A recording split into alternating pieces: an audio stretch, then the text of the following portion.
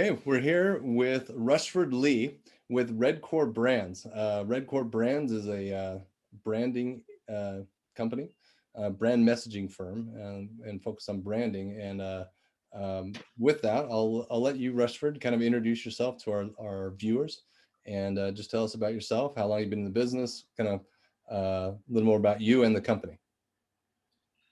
Thank you. We've been in business about 25 years. We've created somewhere between 400 and 500 brands for companies like Sweeto Burrito, for all the Clyde corporations that are here locally here in Utah, for like Fat Boys Ice Cream and Norbest Turkey, Multi-Ling, Lion House, Church of Jesus Christ, Deseret Book. And my partner is extremely talented, and together we've had a lot of fun for the last 25 years. And our goal has been to not just create great brands, but great brand guides that kind of tell everybody how to stay consistent with the brands, and then create branded messaging, which is a little bit new in the sense that if we should have a brand and it should be consistent, colors, fonts, photography, then also our message ought to be consistent. And so that's what we've been working on for a long time, and we really enjoy it. It's a lot of fun. Very cool. Well, those are definitely some big names that you work with. So why don't you tell us a little bit about a little more about REDKOR? So it's you and another partner. What does the name REDKOR stand for? Really, Red was the first stood out just for research, emotion, and design. We've really felt like even in our visual branding that we wanted to get to the emotions that drive customers. So we look really hard at attributes, benefits, and emotions, and try to figure out that why statement. You know, why are you really in business, and what are the emotions customers feel? So the red part came from that, and then core is really to try to get to the core of what customers are thinking, what their messaging is about, what it is that they would want to try to accomplish. People love you, they buy products from you, and if you understand those emotions. So that's where the REDKOR came from. And we've had in the past, we've been in business, like I say, about 25 years together, and we were Red for a while, and now we're REDKOR. REDKOR, I like it. Okay, so to you or to your company, what is a brand? You know, a brand really is, I think, for everyone, it's really it's a single most important investment that you make. And I think, unfortunately, a lot of people think a brand is a logo, and a logo is definitely a part of it. And a logo done right is a great springboard to tell the rest of your story.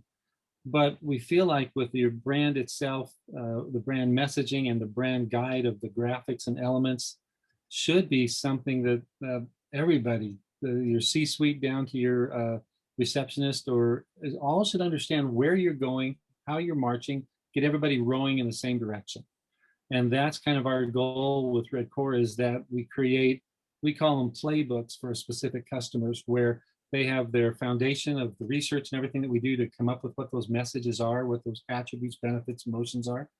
And then throughout that, we show what their style, what their visual graphics ought to be. We combine those together into whatever the avenues that we find social media advertising that it should go into. So to us, branding is really about everything that you're doing with your company. It's the single most important asset that you have. Steve Forbes said that, not me, but it is true. If your brand is done right, it is your single most important asset. It's the personality you are to everybody who sees your product. Yeah, I mean, I thought about that, kind of reading through the materials you sent me. I kind of think about Nike and, just sort of the big companies that obviously focus a lot on branding, and kind of think, okay, yeah, I can see how their brand message comes out in kind of all that they do, from, their colors to their, you sent me some stuff about font. They use font, and just trying to get to that emotional level of the customer and connect. And I think you even mentioned that if you do that and you create some trust, you'll create loyalty with the customer kind of forever, right?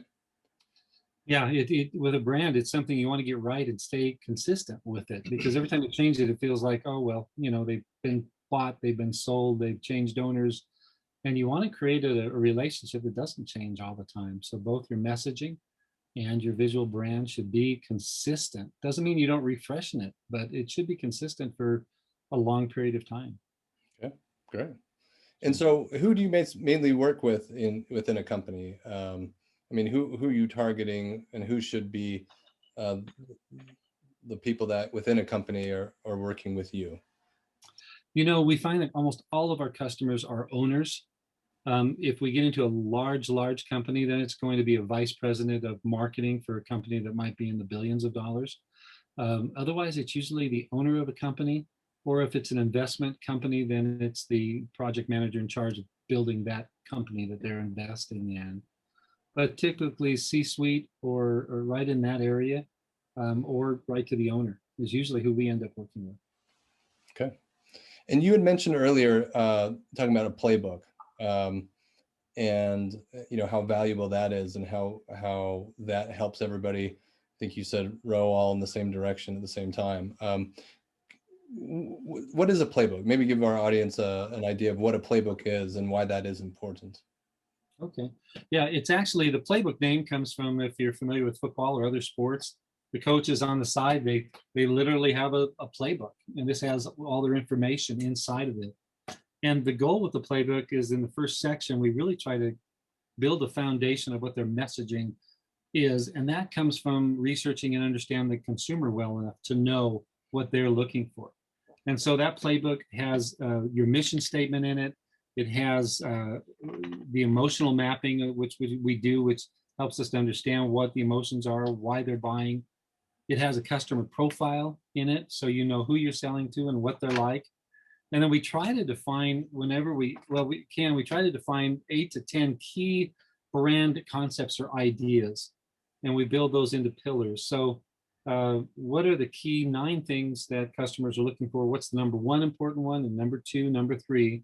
And then we try to build the messaging around that. So we get that brand foundation, and then we go into contents. We come up with stories, key messages, testimonials, things that, like in social media, you can use every day.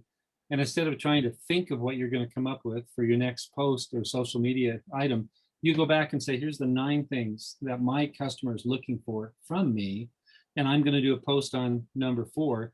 And then we try to actually give you written out what those posts could be, so that you got a really good idea of how to play the brand and how to message the brand.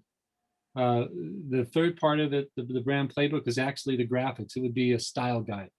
A lot of companies who do brands just build a style guide. That's the third part of what we do. Fourth part is we combine messaging with style guide and actually produce whatever we felt from the research were the top areas that customer is looking for them in. And so we build that. And then the last part of a playbook is we build a portal that everything they need to buy, order, files they need, everything are all there for them so that they have it. So the playbook really becomes that Bible, if you will, not only for the graphics, but for the marketing department, and gives them the messaging they need. And it makes it really consistent. And if we're training a company, we'll train different divisions about how to use the playbook and what the playbook does. Great. Yeah, I really like that idea of kind of listing out, the top 9 needs of your customers, and just stick with those and constantly message about those things, because to know who your target audience is one thing, and then to know what they want is another thing. And you can see how that really would help everyone kind of be consistent with the messaging. I think it's great. Well, and it's hard a lot of times to be able to remember, like if you get into a 30-second elevator pitch, or your sister-in-law asks you, what is it you do? Then if we can give you that messaging, tell those stories. We got a company in Vegas, and we just went through and found stories that lined up with the 9 areas that the customers want from them. And these are real stories about things when they went in and solved problems. So testimonials, stories, and paragraphs, it makes it really easy for everybody to know what we're doing. And that's, if you got everybody in your company selling for you, that's a lot more profitable than if you've just got a sales guy or a sales team. So we think it works really well. Customers think it works really well. So great. No, I like it. So you had talked about emotional mapping. And you mentioned before, maybe it was in materials that you sent me, something about something called laddering. Mhm. And so maybe talk a little bit about those two things, emotional mapping and that laddering concept. Yeah, laddering is a tool that's used in research to try to simplify what it is the customer's looking for. And I can here I'll show you a quick picture of one just to give you an idea as a reference. So that's a ladder that's used for a specific client. And in the laddering, you're looking for what are the attributes that this customer's specific product has.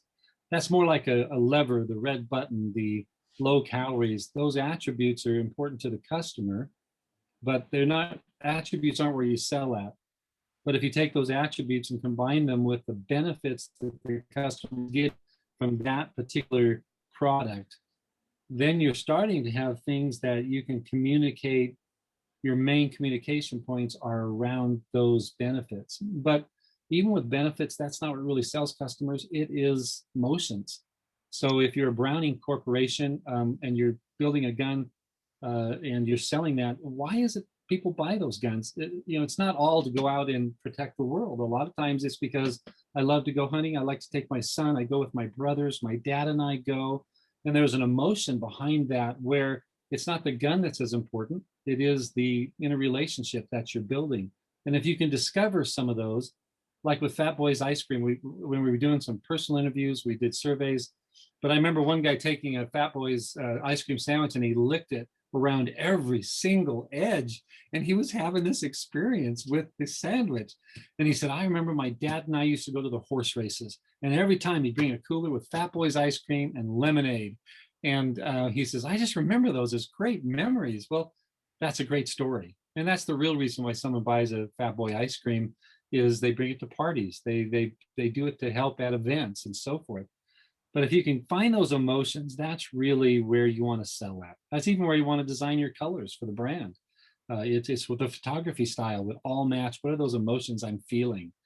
So if you think about a Fat Boys ice cream ad, would it have somebody licking an ice cream and with someone close to them that they love? Or would you show a picture of the ice cream? You're better off showing the emotional situation.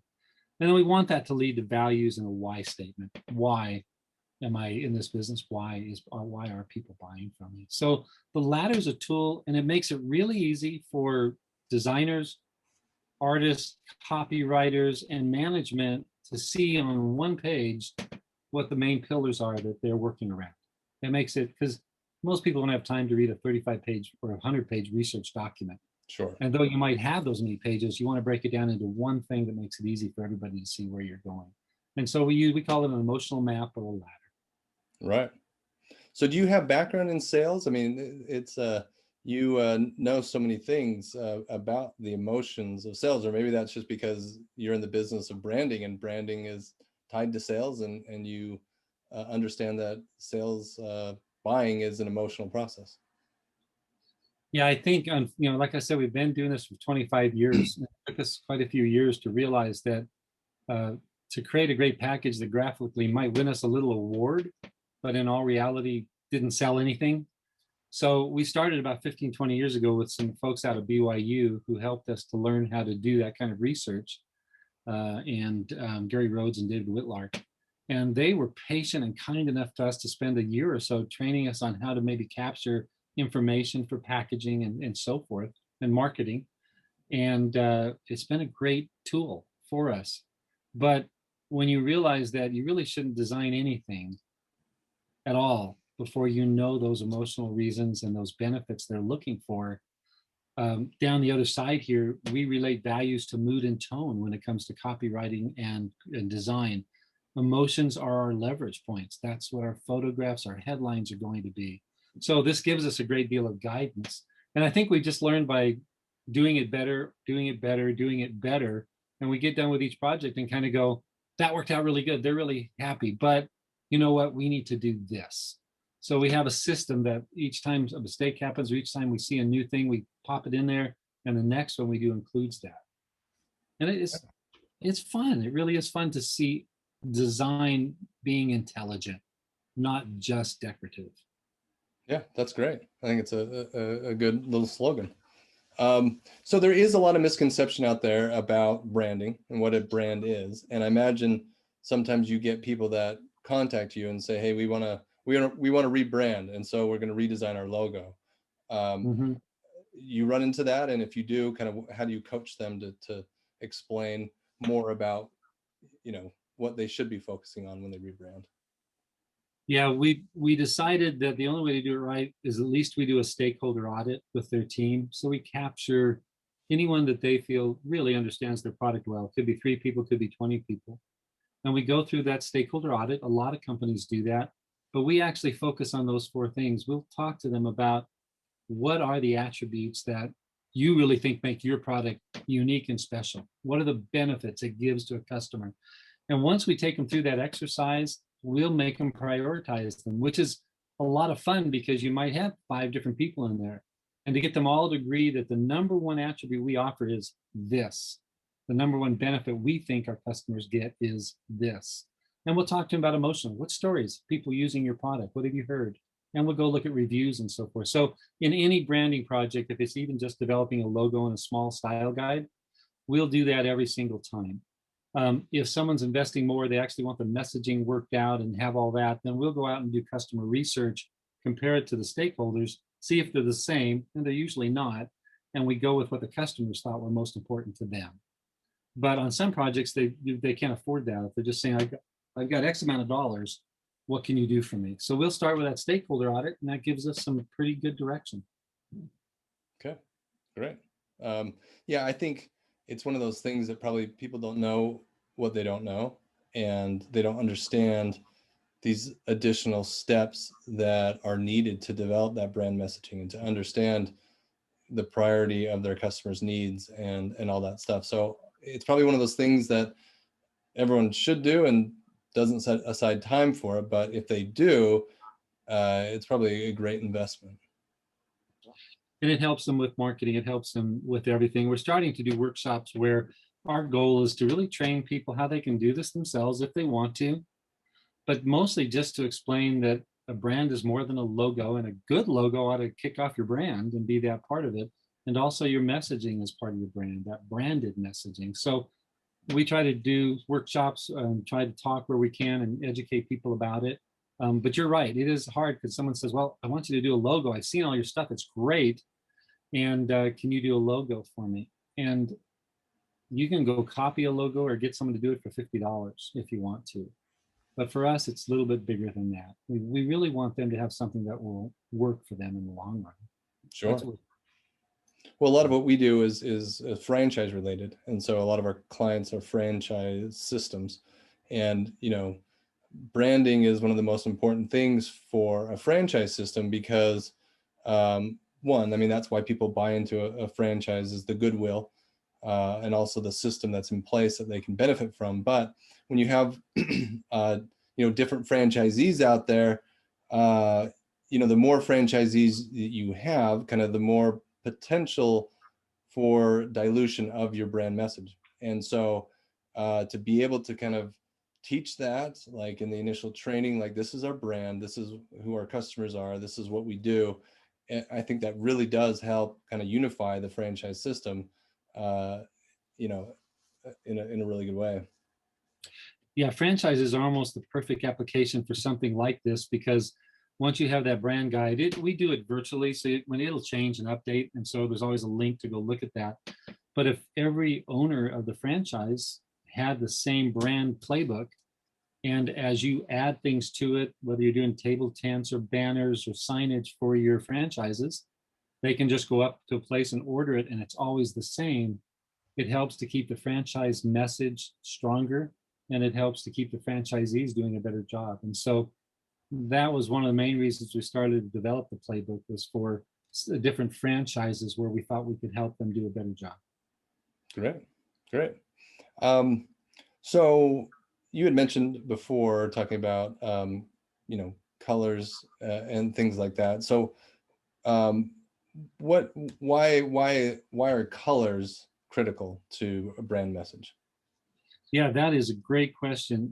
If you think for a second, if you think sometimes about trust, if I asked you what color is trust, What color would you say? What would you say is a trustful color? A color that if you saw it, it would help you to trust that company better. I mean, some sort of blue or Yeah. green, something like that. Yeah, that's exactly correct. And almost everybody will talk about the idea of what is the right color. And so that color is really an important element of what, and some people feel like color is like the second most important element of a brand. And if I said, what color is Campbell Soups to you? It would be red. Yeah. What color is FedEx to you? You'd say, oh, well, it's usually a brown, and it has a color mixture in the way they do it. So it's really color rather than shape is really more related to emotion. And so with each company that we work with, we're trying to find what is that color palette that works best for them. And yeah, color ends up being really, really important. And what about font? I mean, you talked, maybe I talked about font based on what you'd sent me earlier, but why is font important? I think one of the things that makes fonts really important is that it has to be readable, first of all. And sometimes you get someone who doesn't have a lot of experience will design a font that really you can't read very easily.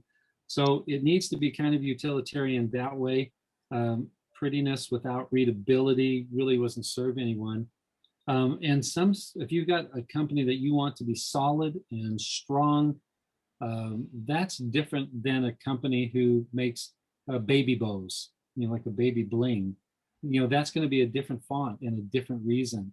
And so picking that font so that it's something they can get, something they can use on a website, and that consistency is always the same. I don't think it's as important as color, but type is critical to remain a consistency that looks the same. And so we'll usually work with a company, tell them what their main font family is, and talk to them about how they use it. But fonts are really critically quite important. And you would help them figure out what their font family should be? Yeah, so I keep using this book, but I'll do it again here. But so the idea there is that their main font is Montserrat, and that family of fonts basically has everything from extra light to black. There's often a secondary font that they use, and then they download that onto their servers and in their for their design and so forth, and then everyone uses that. Even on letters and so forth, it can be used as the main font that they use. Okay, great. So what is like the hardest thing about creating an effective brand and messaging? I think sometimes it's having the patient the customer be patient enough to allow you to go in and find out who the customer is and what they're really like, and really understand those basics. Because once you have that, then the design of the brand. So when our design team starts to work on it, they're looking and saying, here's my customer. I know it's a 35 to 55-year-old female. I know this product is one that appeals mostly on a family level. And then all the other things can follow in that area. But we're doing a project right now where they go, oh, I'm so excited to get to the graphics, that all the research and stuff. I just wish it could go faster. And we try to go fairly fast with it. But it's that foundation that really leads to everything else. Creative ideas, if you've got a good creative person who's mature and understands he's not creating the latest style, but he's trying to match who this customer is, that's a fun process to see that actually come out and what it looks like. So that's the most fun to me, is here's the research. What does the brand look like? How do we apply it? That's a lot of fun. Okay. So what would you say in terms of kind of like who should be calling you and when, and kind of what they should, maybe we'll start with there. Who should be calling you? You should probably say, maybe you say everybody, but like who should be calling you and when should they call you? Usually it would be someone who owns a corporation who's either thinking about going to the next level. They might be going to sell the company and they need to make it look more national or regional and have it look better. So that's usually the people who will call us, or somebody who's just starting up a company and has some little bit of money to work with, that says, I want to start from the very beginning and hit a home run. I don't want to because you're going to end up testing your branding anyway. You're going to throw something at the wall. If it works, great, sales are high. If it doesn't, they're low. You might run out of money before you actually hit that right mark. So it's usually an executive level C-suite person who is interested in going to that next step, or it's an investment firm who is looking at funding a company and says, I want to get this up faster, running better, and I want a consistency between everything that we're doing. Or someone buying up a set of companies, like buying a franchise or so forth. Those are particularly the people who will call us, and usually it should be about 3 months or more before you want to launch the actual new rebrand. It takes anywhere from about 12 to 16 weeks to launch the brand successfully and get everything you need for the playbook. Okay, great. Well, any kind of parting words that you'd like to tell our viewers that we didn't that I didn't ask you, or you say, hey, don't forget this, audience, like let's go over that you should do. These are 3 tips for your brand, or whatever. Yeah. I would say, first of all, realize really your brand is your most important asset. Your brand is also your messaging. If your messaging isn't branded and consistent, then you just have graphics, and that's fantastic, but it's not going to help your advertising, your messaging, your social media.